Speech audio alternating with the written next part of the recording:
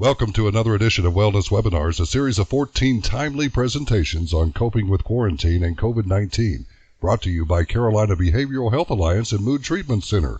Today's presenter is Missy Reed, a licensed clinical social worker, and today's topic, Pandemic Panic, how to ride out the anxiety wave. Miss Reed, the floor is yours. Great. Wonderful. Hello, everybody. I know you can't hear me, but I'm guessing that you can hear. I know you can hear me, but I can't hear you. So this is different. Anyway, hi, I'm Missy, and I'm excited to talk to you guys today about panic and anxiety. I think it's going to be an interesting webinar, and I hope you enjoy it. And I'll be interested to hear any questions or follow-up comments or anything. You can certainly get in touch with us, and you can easily email me. It's missy@moodtreatmentcenter.com. So you can submit questions. So to submit a question, just click questions in the right bottom of the menu box, and that's from your desktop or laptop. And then to submit a question on your phone, click the question mark at the bottom of the app. Also in the app, you can swipe back and forth to toggle between the video and the slides. So whether you want to look at me talking or you want to look at the slides, it's up to you. You can toggle back and forth. And I'm going to pause about halfway through for questions, and then I'll leave time for questions again at the end. All right, let's take a deep breath. In through our nose and out through the mouth. Maybe just one more time. It feels good. Okay, let's get started. So you're going to see me kind of looking back and forth from this screen to this other screen. I'm just looking at my notes.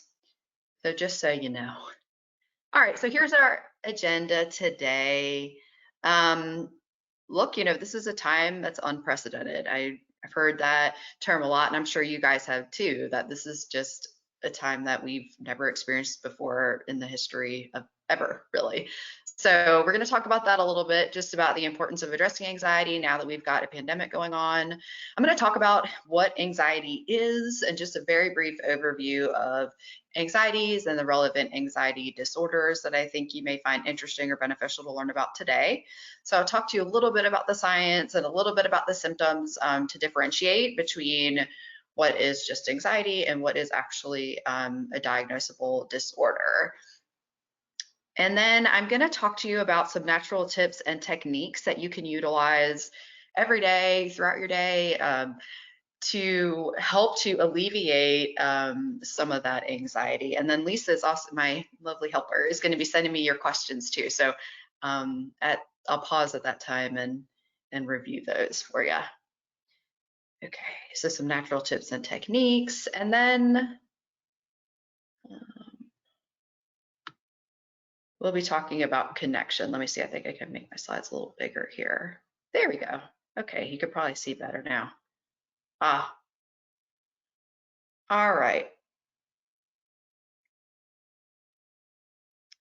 So this slide is funny because for some reason, I think it's going to go down in history. Every time we talk about coronavirus, we're going to talk about toilet paper. So I know I'm kind of tired of hearing about it and thinking about it, but I do want to talk to you guys about why this is something that has come up. So, we've received very useful information that's been pertinent, and to tell us how to keep ourselves safe, how to keep our families safe regarding this pandemic. And yet some people have still felt driven to hoard toilet paper and soap and supplies. And then other people have ignored the risks. And, we've seen pictures of people on the beaches for spring break, just hanging out and having fun, or at bars and that kind of thing, or just spending time in the Lowe's or Home Depot. So we've seen a variety of responses, and some of them have been quite extreme from one end to the other of the spectrum. So I want to talk to you guys a little bit about that today. So first of all, human beings are not very good at assessing risk in the face of uncertainty. this is the time of uncertainty. We know that for sure. And because we're not so good at assessing risk, it causes us to either over or underestimate the actual risk that there is to us. And inconsistent messaging from the media and friends, family, coworkers, etc., doesn't help. So our brains work by categorizing and labeling information. So during this pandemic, we're not really sure what category this new information belongs in. We don't really have a cabinet or a file folder for COVID-19, pandemic, viruses, that kind of thing. So we're not really sure where exactly to put this in our file. So our brain gets kind of confused, which can lead to some of those bizarre and extreme behavioral reactions.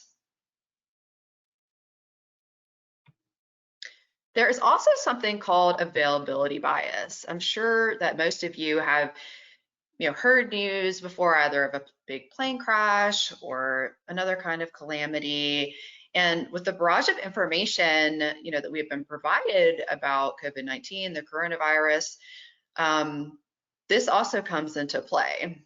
So, for example, if you've watched footage of a plane crashing or a plane crash for weeks on end, it becomes much easier to imagine yourself actually on that plane and crashing and to overestimate the risk of flying. So if you've watched coverage of a pandemic where people are getting sick all over the world, it becomes easier for you to imagine that happening to yourself and maybe even overestimating the risk to yourself. So what is anxiety? I think a lot of people who have anxiety would probably resonate with this picture of these churning waves right here, because I think sometimes it can feel that way. There's a lot of energy and surges and confusion and again, uncertainty. But I think it's important to know that anxiety is natural. Everybody has some anxiety. It's actually an adaptation, evolutionary adaptation of our human brain that allows us to plan for and act when we're threatened. If we believe that our survival is in jeopardy, then we may feel driven to do something to feel like we have some control. So panic buying, for example, is an instance where people are attempting to gain control over a potentially dangerous situation. So I'd like to talk about the difference now between fear and anxiety. So again, everybody has a little bit of this, but fear is more of that emotional response in the moment. So if there's a real or perceived imminent threat versus anxiety was the anticipation of a future threat. So you can see on my slide here, I've got the ticking time bomb for anxiety, meaning at some point there could be something that goes wrong. Whereas fear, that's in the moment, like if I step outside and there's a snake there, I'm going to be terrified, and then I'm going to have thoughts of immediate danger. My body, my body's going to tense up, be ready to run, fight or flee. I might be trembling. My heart rate's certainly going to increase. I might start sweating. I might run away. So that makes sense. But then anxiety would look more like I'm afraid to go outside tomorrow because I saw a snake there yesterday, or something like that. So that looks more like vigilance and preparation for danger. Also, I might have a lot of muscle tension, and then I might avoid even going outside because I'm afraid that there might be a snake next time. I think it's really important to remember that anxiety is natural and every single person has some degree of anxiety. And in fact, our very survival has depended on our fear and anxiety. So consider a man or a woman who encounters a dinosaur outside of their house, right? So they need to respond immediately. If you walked outside and that was what was there, you would definitely want to respond. You would have to. I don't even know if you'd have a choice. You probably immediately would jump or run away. So without fear or anxiety, that man who walks out and sees this, if he didn't do anything, he'd probably get eaten, right?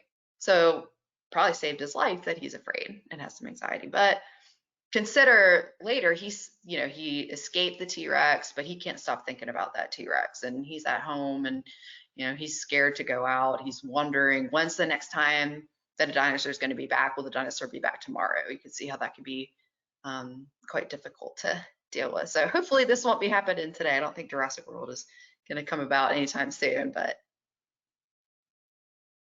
all right.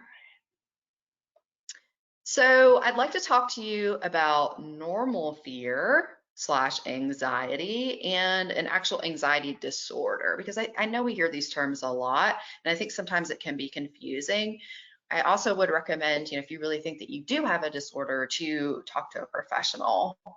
But I have that term normal in quotation marks because we all know that normal is just a setting on your washing machine. It's not really a thing. But for what everyday people, normal people might experience, it's not excessive. It's that shorter term, in the moment, immediate danger kind of reaction. And it's not going to be excessive, and it's definitely not going to last for 6 months or more. However, an anxiety disorder, it's going to be excessive, and it's going to be lasting for 6 months or more. Many people for even longer than that. And a lot of times anxiety starts in childhood, and it can tend to persist if it's not treated. I'm gonna take a sip of water. Got snowman on my cup.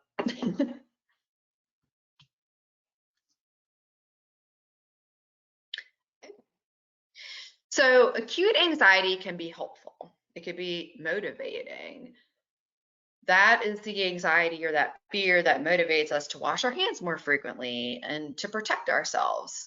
Whereas long-term anxiety can really lead to some serious health problems. We've all heard how stress can have some serious effects on our body, and it's very true. So the longer we have anxiety too, the harder it is for our brains to prevent us from going into panic mode. So the longer you hold on to the anxiety, the more likely are you to continue to have anxiety and maybe even start panicking. Studies have indicated that chronic stress can shrink those reasoning parts of our brain, which can further fuel panic.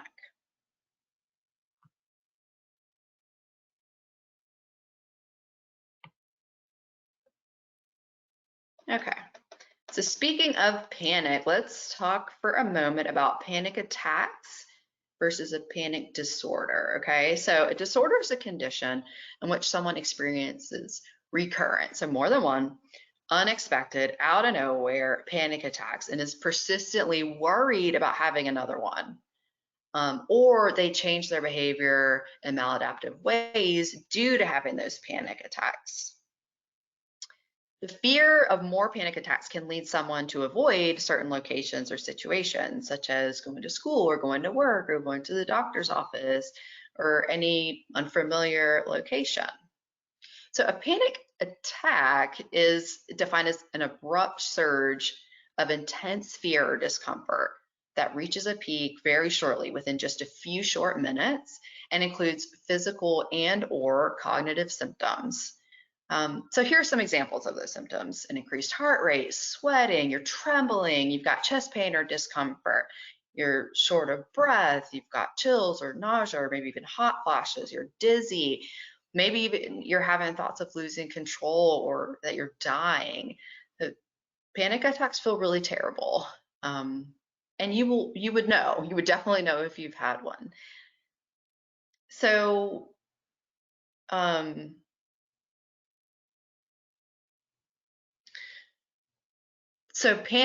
having a panic attack or even more than one doesn't necessarily mean that you have panic disorder. So I think that's a good note to take.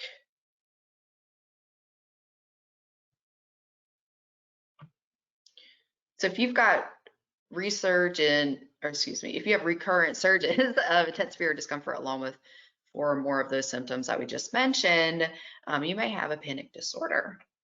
And there are definitely some tips and techniques that we can talk about that can be helpful for whether you've just got plain old fear / anxiety, whether you've got an anxiety disorder, or whether you have panic attacks or panic disorder. And we'll talk about those in just a few minutes. So you guys probably recognize this. It's our brain.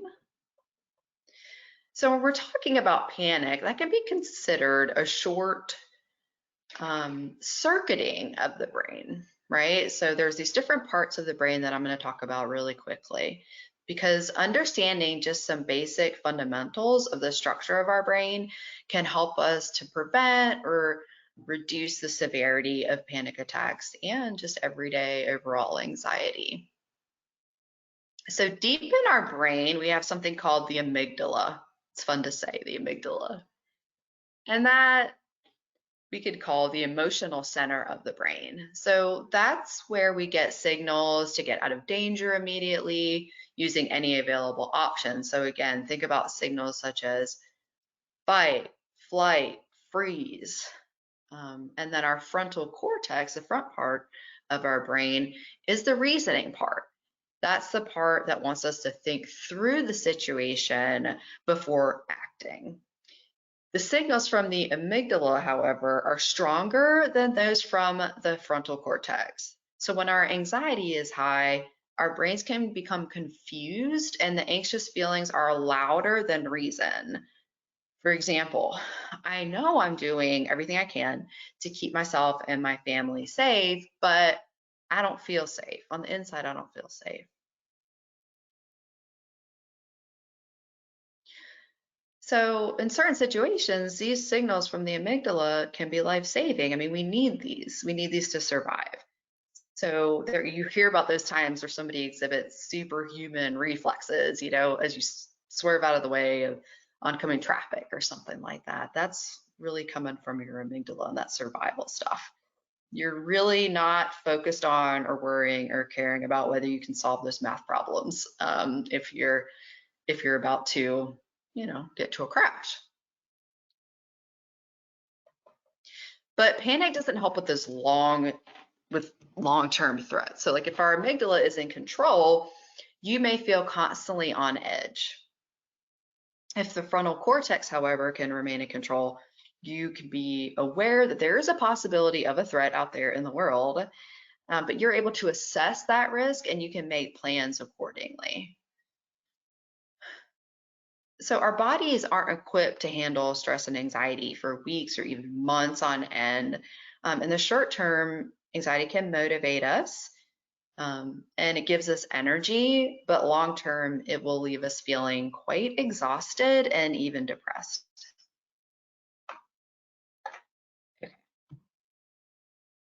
Good. So I'm going to pause here, and my lovely assistant Lisa has sent me some of your questions. So let's see if I can answer some of these for you guys. Thank you for sending these in. Okay, so we're going to talk more in just a few minutes about some techniques that can certainly help you. Okay, let's see.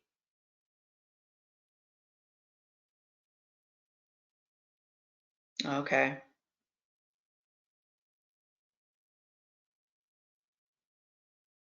You can have panic attacks while you're sleeping. I know people who have woken up in the middle of a panic attack or they were trying to fall asleep and they've had a panic attack. So panic, anxiety are two different things. So a panic attack so there's really no such thing as an anxiety attack. I think that we mean when we say that we're saying panic attacks, but I think a lot of confusion comes in, or at least I've noticed this with my clients, that they feel anxiety, so they're feeling overwhelmed, that kind of thing, but then just kind of the anxiety amplifies or kind of grows throughout the day as they continue to ponder or worry about certain situations or questions. And that is not a panic attack. A panic attack is you're brushing your teeth, about to go about your day, all of a sudden you're trembling, you're shaking, you feel overwhelmed, maybe your face is flushing, that kind of thing. It's a very quick, out of nowhere response. Oh yeah, certainly your blood pressure can go up. Yeah, I mean, I certainly believe in the mind, body, and maybe even spirit or soul connection. All that is certainly connected, and we can't cut off one and just have the other one going on there. So yeah, definitely affects our body. So I'm also just hearing about people talking about having thoughts about things in the past that have happened. So when there's a newer anxiety provoking event going on, sometimes it can trigger old memories of past events. And there we're probably talking more about some trauma stuff, which if you have PTSD, you can certainly have panic attacks. And that has a lot to do with that emotional part of the brain too. And now I'm a therapist, not a scientist. So there might be some scientists out there who are like, what is she talking about? But I do my best to explain it because I think it's really helpful to know some of the science behind why these things work and what they are. Because when we do, then maybe we're more likely to actually try some of the techniques because we know that there's research behind it. We know there's science behind it. We know that we know some things about the structure of the brain and what we can do, what we do have in our control so we can help ourselves feel better. So as far as, you know, today, through a question on here, I wouldn't really want to diagnose anybody with having anxiety or panic disorder or even a panic attack. Um, if you're really struggling right now, which is totally understandable, as a lot of people are, especially if you've had a lot go on in your past, that's really triggering stuff for you now, then I would certainly suggest reaching out to a therapist. I mean, you certainly don't have to do it with the Mood Treatment Center, but we're doing teletherapy right now, and it's going pretty good. So if you have a question or want to check in with one of us later, really talk about some of your symptoms, that could be helpful. Also, a psychiatrist or a psychiatric nurse practitioner could perhaps talk to you about different medications that could be helpful. So we're not going to talk about medicine today because I don't prescribe medications, but I am going to talk to you about some natural techniques and tips that will help, that are just as effective, if not more so in some cases, than medication. And some of the danger with anxiety medication is that a lot of it can be quite addictive. So that's why some people choose to try more natural techniques. And even those who take medication find that using natural techniques in addition to the medication and therapy has given them the best results. So more questions are still coming in. I love it. So I don't really know of there being a long panic attack, like a week or longer. I think your body would be so exhausted that you would just shut down.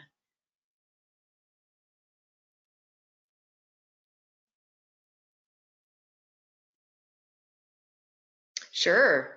Yeah, anxiety could certainly cause some obsessive compulsive activities, such as repeated cleaning or maybe excessive hand washing, and or you might be on some of that, on the obsessive compulsive disorder spectrum there.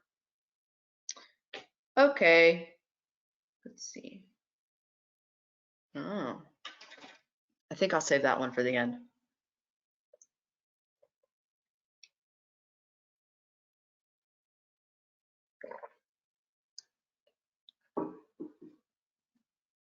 All right, I hope that answered some of your questions. I want to talk to you guys more about the solution now and some techniques that you can try just now or later today, or hopefully throughout your life. Okay, so first of all, I think it's really important for us to focus on what we can control. And here's the bad news. There's not that much that we can control. We only have control over ourselves, over our thoughts to some extent, our behaviors, our actions, our words.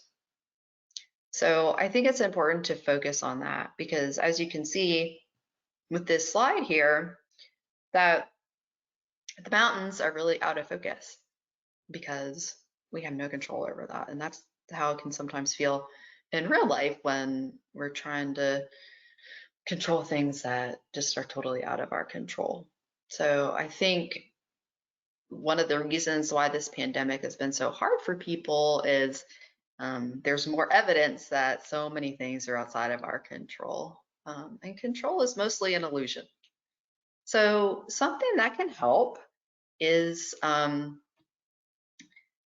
gaining knowledge.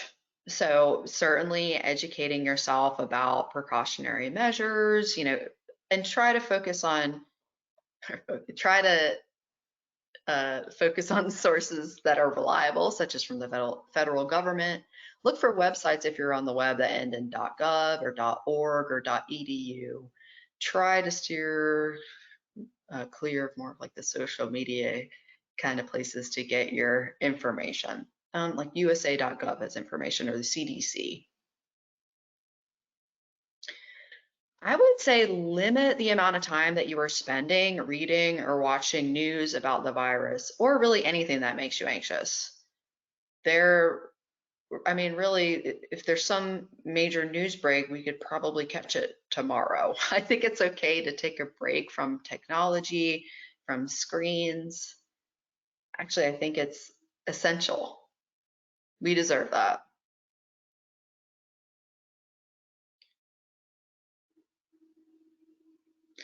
Something that some folks have found helpful is to develop a mantra or a statement that you can remind yourself, such as, I only have control over my actions, my behaviors, and my responses.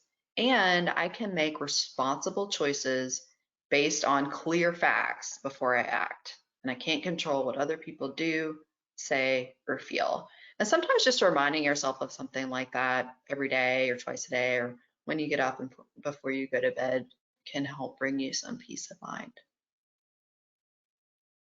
All right.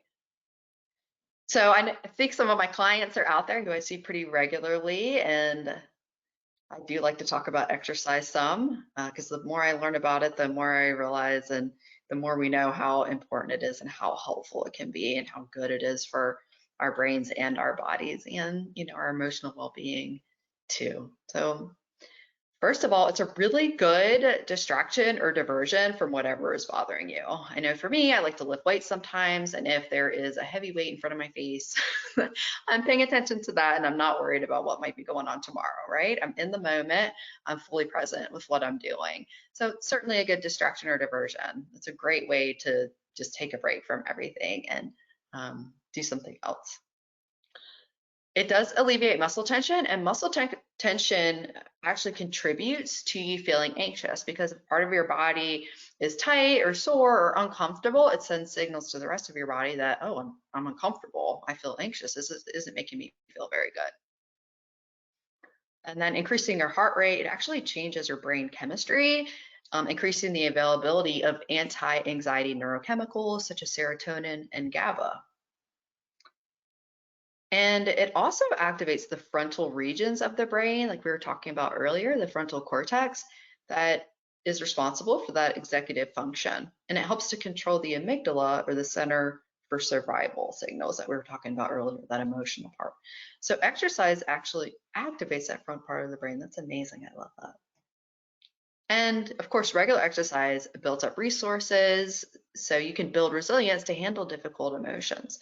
Because I know for me, when I finish a really hard workout, I've pretty pleased with myself, and a hard workout is what you define it to be. It doesn't have to be compared to this woman here. She looks like she's in great shape, right? But for you, it might be taking a walk outside, or doing 3 jumping jacks, or being able to do, 3 push-ups today, when yesterday or the day before you were only able to do 2. So it feels good to be able to accomplish something.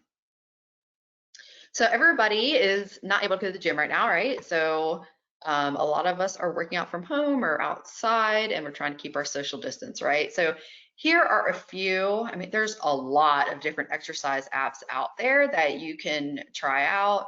I have the Fit On app. I like that one a lot, but there's a lot of different ones. Sworkit's good. Nike has one. You can even just go online, like on YouTube, and search for what kind of workouts you're interested in. Yoga. This is the time to try some of these things, right?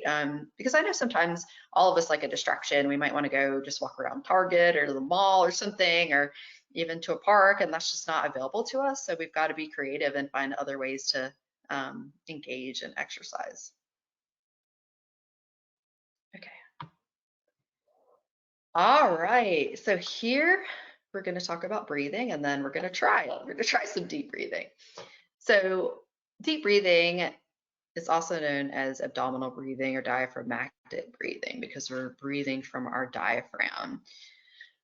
Most people don't realize that most people or a lot of people are breathing shallowly, too shallowly, only into the top part of their chest, and they're not using the full expansion of their lungs, and they're definitely not breathing into the diaphragm. So practicing that and learning that can help you to take better breaths, which is certainly good for your health, and also to help reduce anxiety.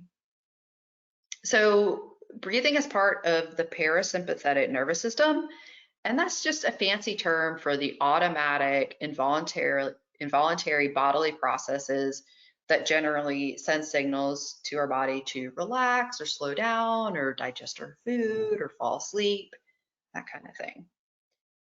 So taking deep breaths is a way that we can voluntarily help to regulate this system and to tell your body to relax. This will lower your heart rate, it will regulate your blood pressure, and it reduces that stress hormone cortisol.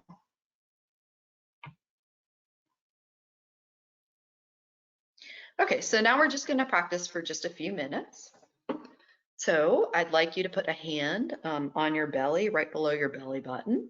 You can close your eyes if you want, or just find a spot to gaze at.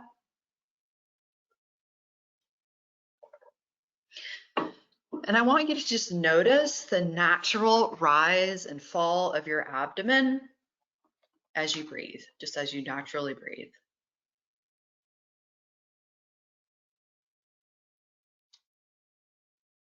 And now, I like you to breathe in deeply, feel that stomach expand even more, and let all the air out.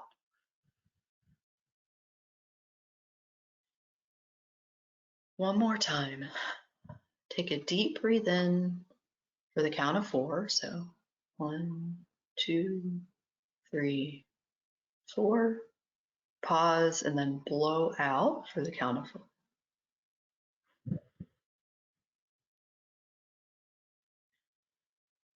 When we're anxious, a lot of times we're really not focusing or able to do that deep breathing. Think about if somebody's scared.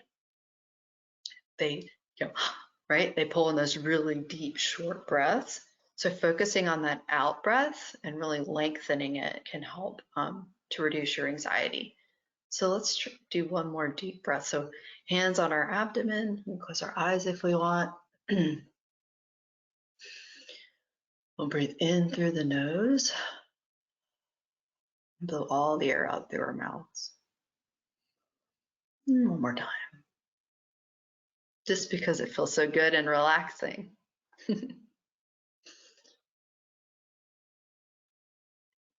Okay, so now I'd like to talk to you about meditation.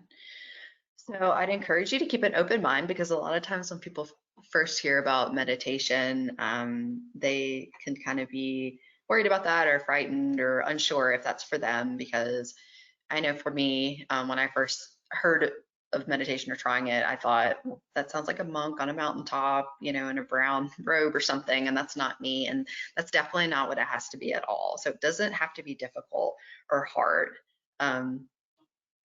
Or complicated even. And I think the only competition lies within ourselves, right? So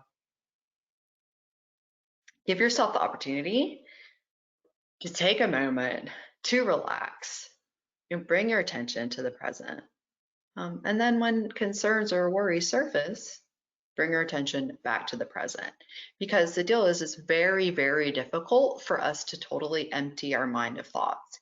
Even the monk on the mountaintop will tell you that. It's very hard to do.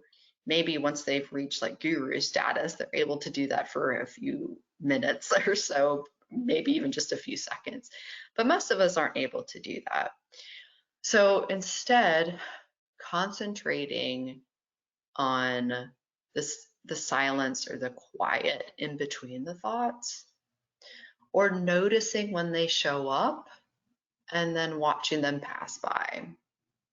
So a great analogy that I like to think of is, staring up at a deep blue sky. I think today even, I don't see any clouds. It looks kind of like Carolina blue, but a deep blue sky with some white fluffy clouds. And just think of your thoughts maybe being written on those clouds, or think of each cloud as a different thought, and just watch the wind just gently blow them away. And then the next one will come, and we just watch that one gently blow away. So we don't have to be connected to any thoughts or judgment about what those thoughts mean or what they are or why they're there. So I think that's where we get stuck sometimes. That's a trap our brain can set for us sometimes, that we grab onto that cloud and we try to rope it in and analyze it and judge it and try to figure out ourselves from it. And we don't need to do that. We can just let it pass on by. It was just a thought. In a study conducted by Wake Forest Baptist Medical Center, anxiety was significantly reduced in every session that subjects meditated. And brain imaging found that meditation-related anxiety relief was associated with activation, again, of that prefrontal cortex, the area of the brain involved with our executive functioning and where we can work on controlling our worry. One of the most amazing studies I've ever seen had to do with Alzheimer's patients. And I don't have that information available to me right now, but if you want to message me or question me later, I'm sure I could find the study from somewhere. But so they took brain images of Alzheimer's patients, and they had said, like this one woman in particular, they had said, you're not going to remember your husband's name in a couple more years. I mean, really her cognitive functioning was declining quickly. Well, they started these folks on a meditation practice, and they built up. They started with like 2-3 minutes, went up to 5, 10, then 20 minutes a day. And after however long she was doing, I mean, it wasn't too long, but years later, she was still able to remember her husband's name, and her cognitive function had remained the same, if not even improved a little bit. And they took scans of her brain before and after she started the meditation, and you could actually see where the brain had kind of grown or regenerated, or those neural connections had refired or reconnected due to meditation. If I haven't sold you on it yet, try me again later, maybe. But again, so sometimes meditation isn't for everybody, or that might be a place where you don't really want to start. So a mindful activity can be a great way to get yourself focused and engaged on the present, because anxiety a lot of times is us just, we're fearful about the future typically, but also we can bring up those worries from the past. So if you can concentrate fully on the present and the moment and what you're doing right now, there's no need to be scared or frightened, because right now, right here, we're okay. We're safe right here, right? So later, if I step outside in that moment, if there's a snake or a T-Rex, yes, I should be afraid. But as of right now, there's no T-Rex and there's no snake, and I can breathe and I can remind myself that I'm okay and I'm safe. And I certainly feel safe and I'm not worried about things when I'm playing my guitar, or I'm painting, or I'm playing a fun board game that I really enjoy with my family, or when I'm in the ocean, because I like getting in the ocean. So finding activities that you can get completely absorbed in. Now, I know some of you, probably have children or you're still working and that kind of thing. And we can be mindfully present regardless of where we are, what we're doing. So say you're even washing the dishes. Pay attention, just take that moment to absorb yourself fully in washing the dishes. When's the last time you really noticed the scent of the soap, or the way the light reflected off of the bubbles, or how warm the water felt on your hands? It's just something you can practice anytime. It just takes a few minutes. And you might be able to see how, if you incorporated some of these things throughout your day, like if you got 20 minutes of exercise a day, and then like, or you exercise in the morning and then you practice deep breathing and then you engage in a mindful activity, those little moments add up. So overall throughout your day, and then the days and weeks, et cetera, ahead, you'll be less anxious. So this is one of my favorite slides. I know I probably got some dog lovers out there. I know my dog is a great distraction for me at times, and when I'm petting him, I can be very mindful and in the moment and relaxed when I spend time with him. We are bombarded in our society with message about productivity. And I think that we need to get more messages to relax, to rest and relax. Not necessarily sleep. I think sleep is very important, but I think we also need some messages to rest and relax and rejuvenate our minds and our bodies. This is the time to do it. Take advantage of the break if you've got one. I mean, when's the last time you let yourself have a day off? Do you ever allow yourself to just sit and breathe? Um, Can you lay still and become aware of and then slowly release all of your muscles one section at a time? There's a practice called progressive muscle relaxation. It's something to try. It's where you tense section or part of your body and then let go and then move on to the next section. It can be quite helpful and reduce your anxiety. All right, laughter. Laughter is a great form of stress and anxiety relief. I'm going to talk to you about some benefits from the Mayo Clinic. So in the short term, it enhances your intake of breath, it stimulates your heart, your lungs, your muscles, and it increases endorphins. It activates and then cools down your body's alarm system, which leaves you feeling good and relaxed. It stimulates circulation and aids muscle relaxation, which reduces those physical symptoms of stress. It also, as far as our long-term benefits go, improves your immune system, relieves pain, increases a sense of personal satisfaction, and improves your mood, all of which leads to less anxiety. Here's another one of my favorite slides. It makes me laugh. And then I look at how terrible the guy's teeth are. Aim to laugh at least once a day, at least. And laughing with others further increases the benefits. And I know that we're practicing social distancing right now, so we've got to be a little bit creative about how we go about that. But I'm going to give you some ideas for some activities to try to invoke some giggles. Funny movies or games, comics, stand-up comedians, maybe even some old-fashioned joke books, or just going online and finding some funny jokes to share with a friend. There's also something called laughter yoga, which I love. It's really fun, and you can go to laughteryoga.org, and there's the founder of laughter yoga on there, and it's really fun. He has a lot of videos, and you just sit with him and you just laugh. So in the beginning, you force laughter, and it feels kind of odd and strange, but as you continue to force your laughter, it leads to real belly laughs. It's fun to try, and it's really good for your body. So more about connection with others. So in a recent study, a lack of social connection was a greater detriment to health than obesity, smoking, and high blood pressure. So a strong social connection leads to a 50% increased chance of lengthening your life, strengthening your immune system, helping you recover from disease faster, and it leads to increased self-esteem and empathy, improves emotional regulation. I mean, I could go on and on and on. And it also reduces anxiety. So, in helping friends, acquaintances, even strangers can mitigate the impact of daily stressors on our emotions and our mental health.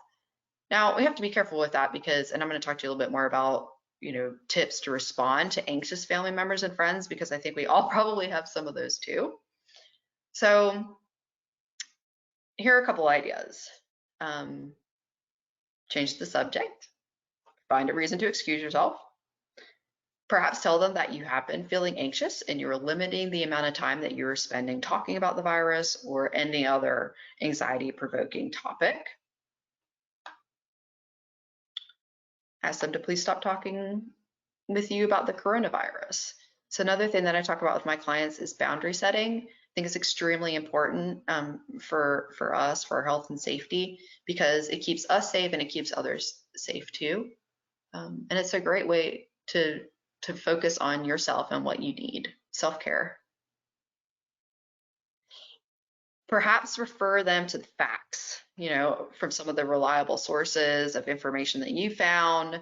Again, those websites ending in .gov or .edu or .org, or share what new beneficial or productive activities or projects or hobbies that you've tried or you've been working on, or maybe even that long lost friend that you've reconnected with. I've been certainly picking up the phone more and dialing numbers on it, which is something that a lot of us maybe aren't so used to doing.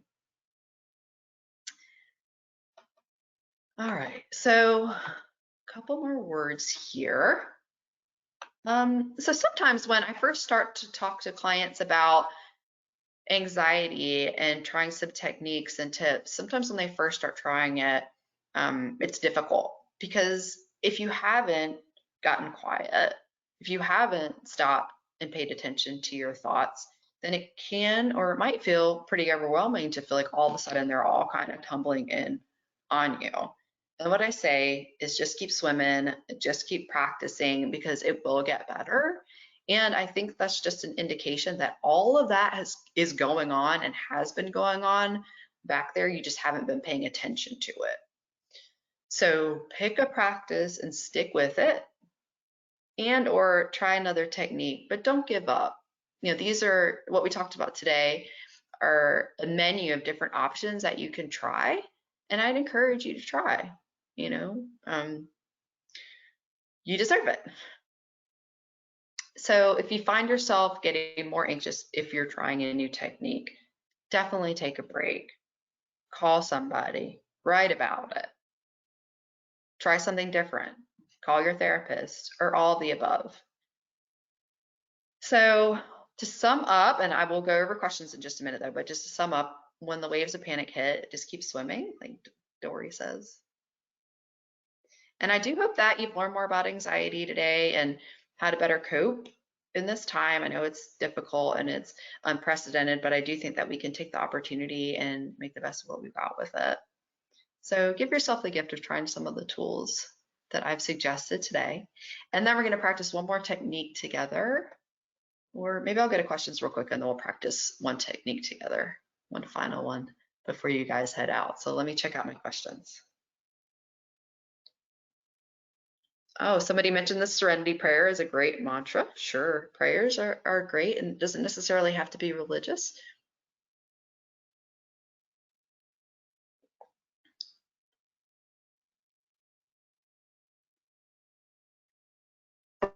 So yeah, somebody was asking about some natural medications that can be helpful.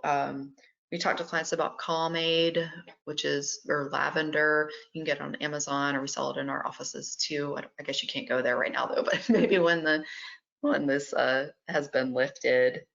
And there are some other natural remedies and medications out there that you can take, some vitamins and things, but I'm not going to get into that today. OCD and anxiety disorder at the same time? Yeah, certainly. I would think so.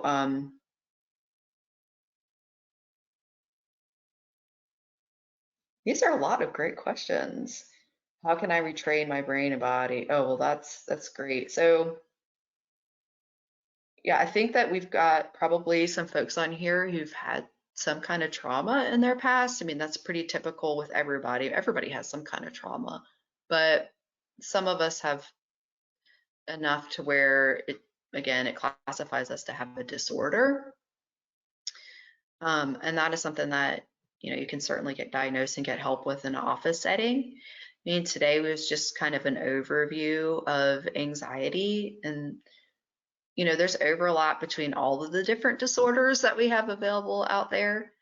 And what we do as far as therapy goes, it's not an exact science. We use our intuition a lot, but yeah, there's a lot of overlap in all of the different symptoms, and that's why it's hard for us to always know, or it's not always clear. We have to keep just swimming and keep working together on stuff. Let's see. So some people are talking about having difficulty concentrating. That definitely is a huge symptom of anxiety. It can be a symptom of depression too. If you're having any kind of medical symptoms, like seizures or epilepsy, or heart racing or your blood pressure is really going up a lot, I would certainly suggest that you go see a medical doctor. Okay, so somebody asked about handouts. So there is an anxiety section under the self-help tab on moodtreatmentcenter.com. Okay, so as far as living alone goes, I think that there may be some, I get the phone and I think the computer too. I know I've seen some neighbors kind of talking to each other from outside, like one sitting on one porch and one sitting on the other. I guess that could certainly be the case. I guess, I mean, getting on the computer, if you have a computer, if you're tired of looking, excuse me, at your phone, could be an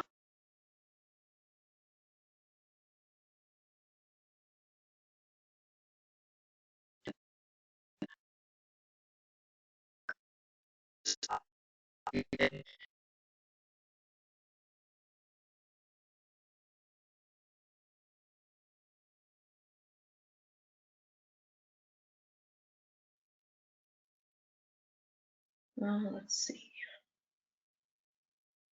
Yeah, and I'd encourage you to continue to brainstorm different ideas about ways that you can connect, because for so many years we didn't have our computers, our phones, and I mean, we're not able to, we could send smoke, we could send smoke signals to each other.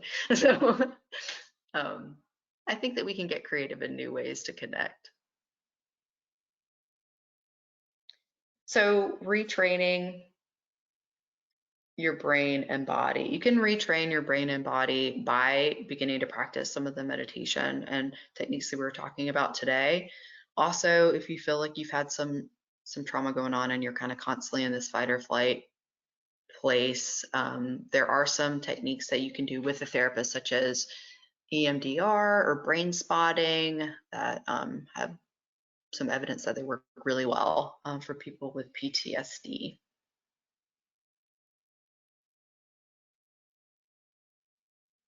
Okay. All right. I think that that is probably pretty good for what we're talking about today. So tomorrow, just a quick announcement. Tomorrow, Dr. Chris Aiken will be presenting a webinar at 11:30 on media and the brain. So we will post a YouTube link to the webinar and the slides for this in the next day or so to moodtreatmentcenter.com/webinars. And before I say goodbye, and before you move on with your day, I'd like to engage you in one final activity if you'd like to. It's called the butterfly. Okay, so you cross your hands in front of your chest like this. I hope you can see me. And you press your hand into the bony part of your chest called the sternum. And then you just tap side to side. Tap, tap. Whatever pace feels comfortable to you.